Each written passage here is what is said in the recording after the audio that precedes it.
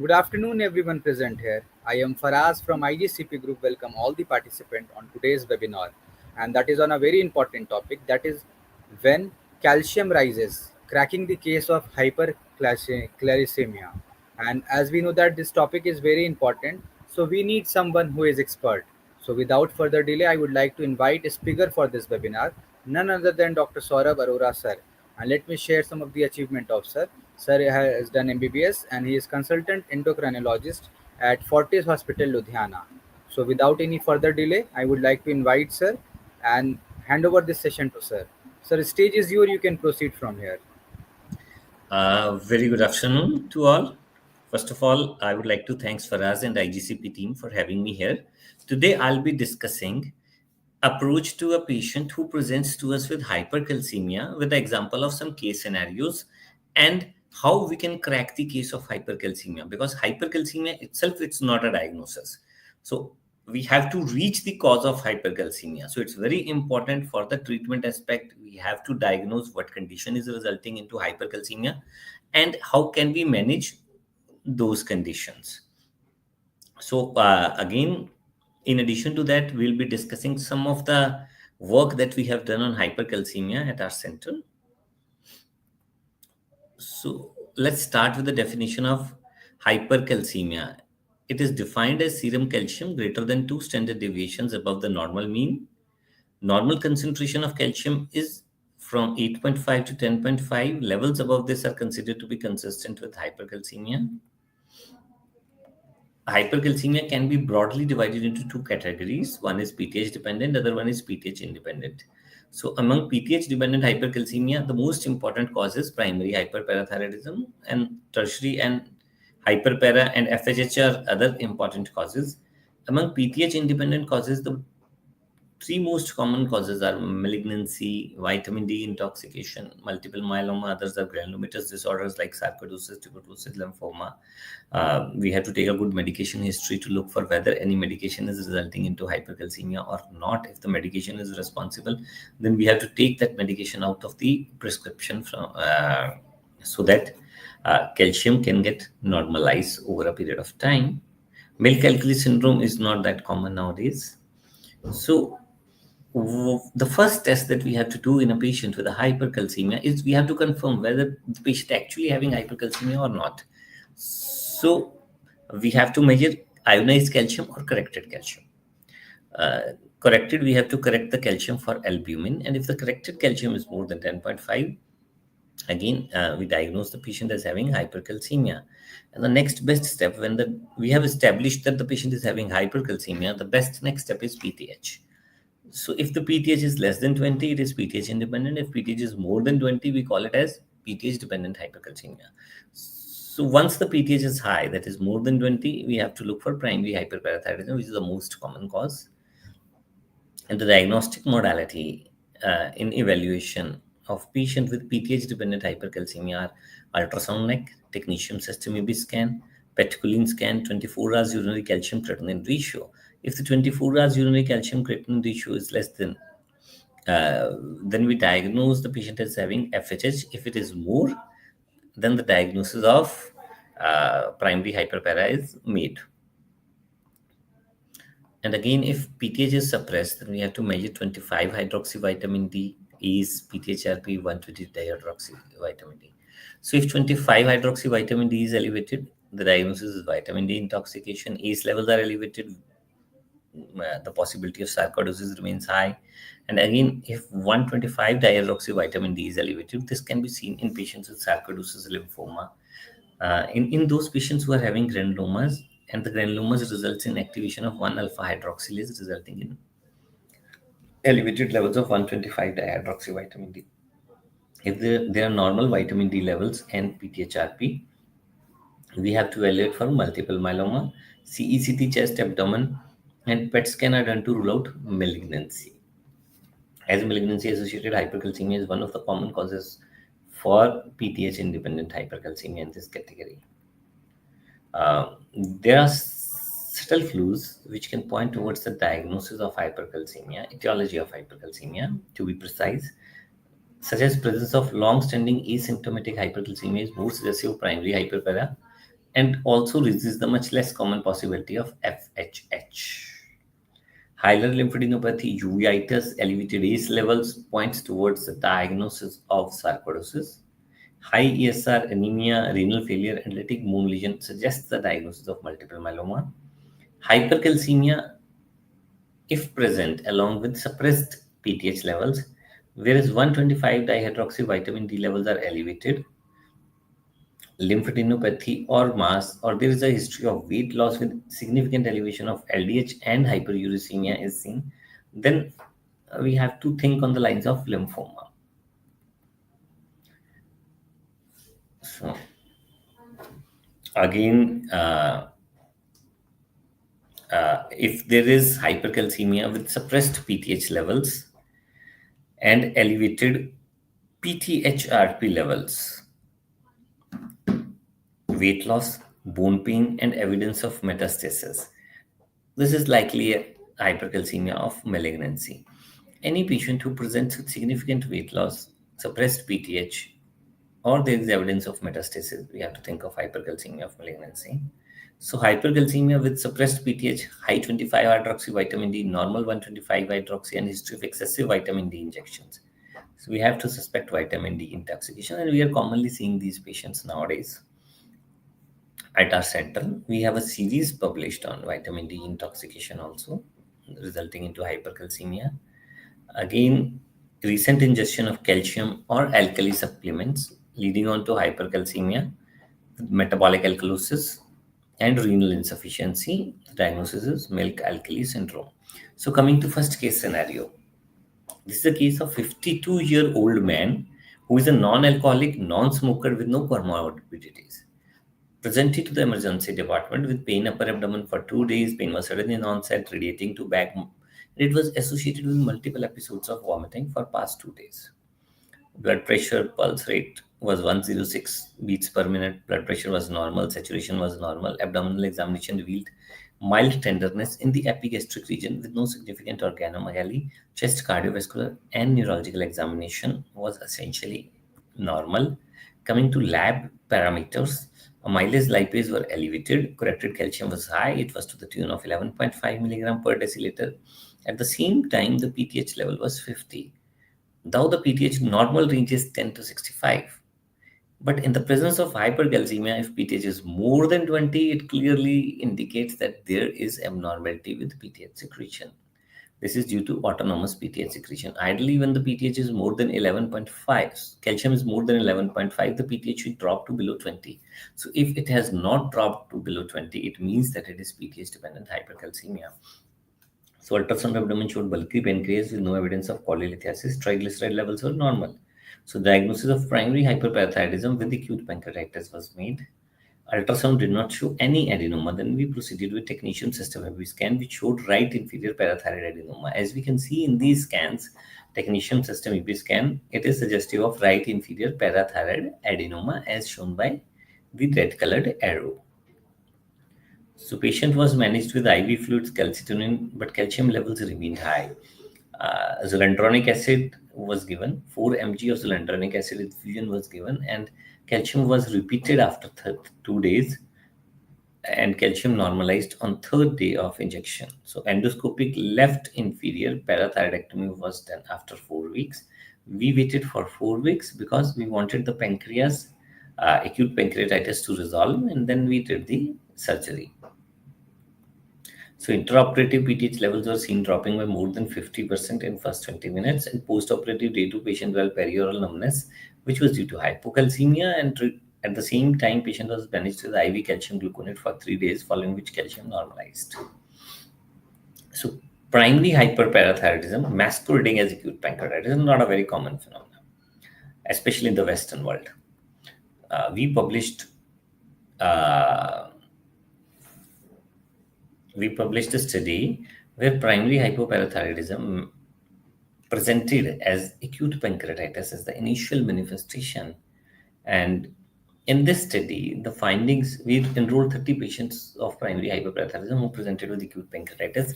And patients with PTH associated pancreatitis has male preponderance, higher calcium levels, lower frequency of skeletal involvement as compared to those without pancreatitis. and presence of nephrolithosis was associated with severe attack of acute pancreatitis. A second case scenario is of a 61-year-old man, non-alcoholic, non-smoker, presented with pain upper abdomen for 3 days and associated with multiple episodes of vomiting. This is almost similar to the first case scenario. Let's see what are the differences. Blood pressure was normal, pulse rate was slightly high, saturation normal, chest and cardiovascular examination within normal limit. So in this patient, TLC was 17,000 at time of admission. Mileage lipids were again high, suggesting the diagnosis of acute pancreatitis. But at the same time, patient was having renal failure. Creatinine was 3.1, calcium was very high, 13.1, and 25 hydroxy vitamin D levels were sky high. It was more than 174, and PTH was suppressed. So the diagnosis of vitamin D intoxication with hypercalcemia induced pancreatitis with AKI was made, and we also published this case where vitamin D toxicity masquerading as acute pancreatitis was diagnosed, and this patient was treated with IV fluids. Calcitonin was given but did not have a significant effect on calcium levels. Steroids, it's a drug of choice for hypercalcemia related to vitamin D intoxication. But again, we did not administer steroids because of acute pancreatitis episodes. We tried to avoid steroid.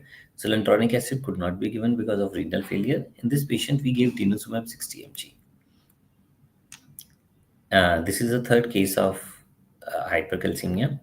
It's a case of 65-year-old woman who was brought to emergency department with irrelevant talk and drowsiness for 5 days. Patient had a history of backache for 1 month, no history of fever, headache, and focal neurological deficit, no past history of neurological disorder. General physical examination revealed pallor. Neurological examination did not reveal any focal neurological deficit. No neck rigidity. Pupils were bilaterally equal and reacting to light, bilateral plantars or flexors. So the lab parameters showed creatinine of 3.9, calcium of 16.5. It was quite high. Alkaline phosphatase of 550, and detailed examination revealed small lump in the inferior quadrant of the breast. Possibility of malignancy associated hypercalcemia was kept. FNC of the breast lump showed breast carcinoma. MRI spine revealed thoracic vertebral metastasis. So the diagnosis of breast carcinoma with thoracic vertebral metastasis with hypercalcemia was made. Patients were managed with IV fluids and calcitonin, but again the calcium levels remained high. We gave denosumab. 120 mg was given. In last patient, we gave denosumab 20 mg. So I'll be discussing the rationale of 120 mg here in this case. Patient developed bradycardia and EV block next day. Urgent hemodialysis using low calcium dialysis, it was performed, and calcium levels normalized. So denosumab is a nuclear factor kappa ligand monoclonal antibody. It inhibits bone resorption. 120 milligram of is preferred over 60 milligram in patients with skeletal metastasis. Patients who have established malignancy with skeletal metastasis, we prefer giving 120 mg over 60 mg, and no dose adjustment is required in renal failure. So this is again another paper published from our center, where we diagnosed patients who presented with hypercalcemic encephalopathy, and we look into the parameter what's the most common cause of hypercalcemic encephalopathy. And again, malignancy and primary hyperparathyroidism remained the most common, because the patients who presented with hypercalcemic encephalopathy, the most common was malignancy followed by primary hyperparathyroidism. Otherwise, the most common cause is primary hyperparathyroidism. But patients going into encephalopathy means the calcium has risen rapidly over a period of time, which is a characteristic of malignancy and not the characteristic of primary hyperparathyroidism. Because in primary hyperparathyroidism, there is gradual rise in the calcium level. This is another case of 51-year-old female presented with nausea, vomiting, and weight loss. Patient had a weight loss of 4 kg in last 2 months. There was no history of fever, joint pains. Blood pressure was 110/70, pulse rate 110 beats per minute, oxygen saturation 98, systemic examination was within normal limits. Crat was slightly high, calcium 12.4, ACE level was 121.9. So again, at the outset, we thought that this patient is having sarcoidosis with hypercalcemia. And What do we do? CT chest. CT chest revealed thymic hyperplasia, but there was no mediastinal lymphadenopathy or parenchymal involvement. Uh, okay, the patient had tachycardia. We also did thyroid profile, which showed increased free T3, free T4, and suppressed TSH levels. So then again, we went for technetium thyroid scan, which revealed diffusely increased uptake suggestive of Graves' disease. Then we technetium scan. This is the technetium scan showing diffusely increased uptake in both thyroid glands. Patient was started on carbimazole 30 milligram per day and propanolol 40 mg per day. After 4 weeks, T3, T4 normalized. After 3 months, ACE levels turned out to be normal, and repeat CT showed no evidence of thymic hyperplasia.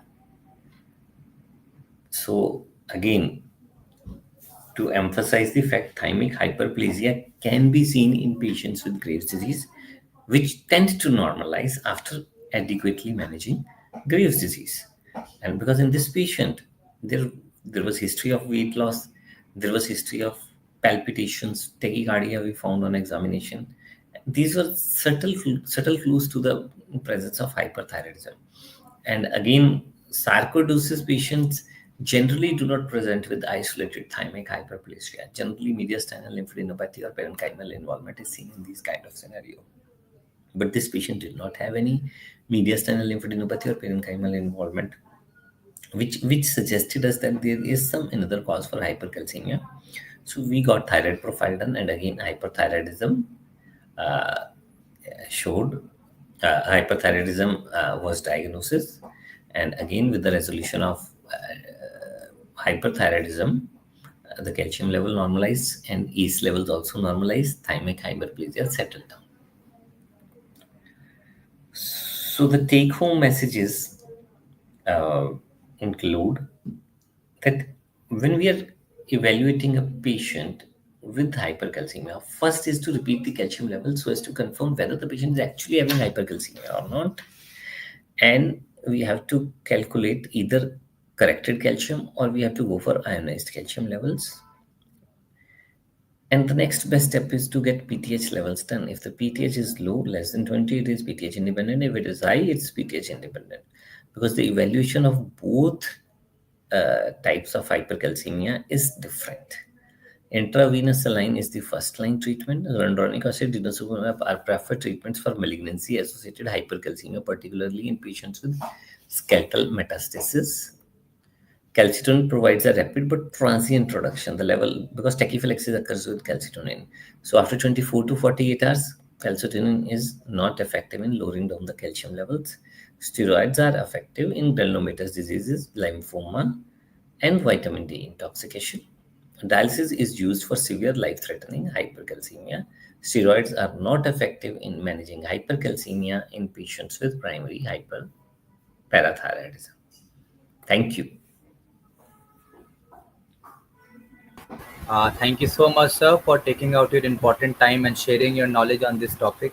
I definitely think this session knowledge is going to help all the participants on their practice too. Sir, we have received some questions, sir. With all your permission, shall we take these questions one by one? Sure, sure. First question is, sir, what are the less common causes of hyperglycemia? That is, glomerulomatous disease, medication-induced, and endocrinopathies that physicians should keep in mind, sir. Can you please share your point on that? When we talk of less common causes of hypercalcemia, then there are several causes like medication induced. It's not a very common cause of hypercalcemia. Thiazide diuretics uncommonly can lead to hypercalcemia. Uh, Again, lithium can lead to hypercalcemia, especially PTH dependent hypercalcemia in patients who are having bipolar mood disorders and are on lithium therapy. Uh, we have to look for lithium as a potential cause for hypercalcemia. These are the two causes. Another uncommon causes like granulomatous disorders, sarcoidosis. When we talk of sarcoidosis, tuberculosis, lymphoma, sarcoidosis is more common cause of hypercalcemia as compared to tuberculosis. The hypercalcemia, the calcium levels in patients with sarcoidosis are high as compared to that in patients with tuberculosis, especially when the patient is having hilar lymphadenopathy. parenchymal involvement on chest X-ray or CT scan, and uveitis on eye examination. Then the diagnosis is sarcoidosis, especially on the top of that if the patient is having high ACE levels. And tuberculosis can present with hypercalcemia, but in our clinical practice, we have seen mild hypercalcemia with tuberculosis, not going above 11 or 11.5. That's the limit. And another cause is when we talk of hypercalcemia is tertiary hyperparathyroidism, which occurs in the setting of chronic kidney disease. If the patient creatinine is high and patient is having hypercalcemia, we have to think of tertiary hyperparathyroidism as a cause. Another important cause is familial hypocalciuric hypercalcemia, which is rare condition, and the hypercalcemia in this type of in these patients, the calcium levels are generally not very high, at max 11 to 11.5. But again, urinary calcium creatinine ratio helps in differentiating, because urinary calcium is low in these patients, whereas it is high in primary hyperpara. So, if we are dealing with a patient with hypercalcemia, these are the uncommon causes, but the common one being primary hyperpara, hypercalcemia of malignancy, vitamin D intoxication, multiple myeloma, and then followed by granulomatous disorders and the drugs, and maybe milk alkali poisoning, which is not commonly seen nowadays.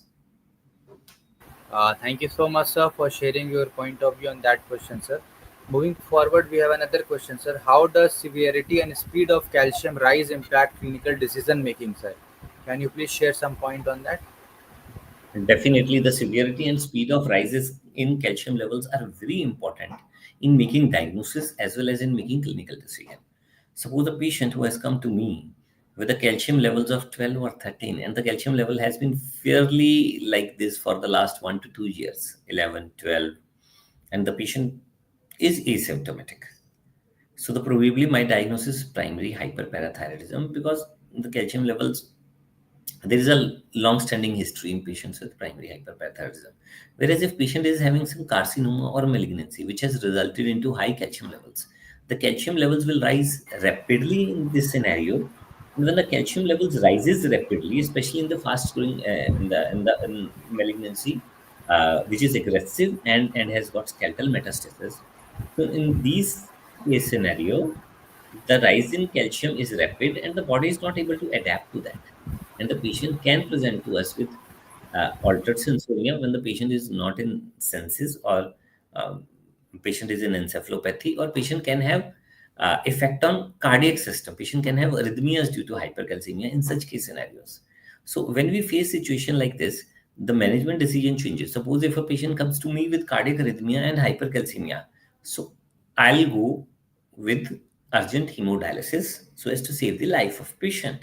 So if the patient is having hypercalcemia, which is not life threatening, I would try denosumab or zoledronic acid depending upon the renal functions or other parameters, so as to lower down. Definitely IV fluids, normal saline hydration with normal saline, calcitonin is mandatory, and IV fluids are the first line treatment for management of hypercalcemia. But in patients who is having very severe hypercalcemia, like say calcium of 17, 18, so we don't expect the calcium levels to normalize only with IV fluids, especially in the setting of malignancy. So in such case, we require denosumab or zoledronic acid. And if the patient is having granulomatous disorder, then steroids are the first choice. So definitely the rate of rise of calcium and the complications associated with hypercalcemia do help us in guiding which therapy should be given. Thank you so much, sir, for answering this question on your point, sir. I hope it will be very much helpful to all the participants, sir. Sir, as I can't see any further questions, sir, I hope, sir, you have done able to solve all the queries related to this topic of participant. Sir, as there is no more questions, with all your permission, shall we conclude this session for today? Sure, sure, sure, Faraz. Welcome, sir, and we would like to see you in future also with different topics, sir. Till then, take care of yourself. It was great honor to host you on our platform. We would like to see you in future also. Thank you, sir.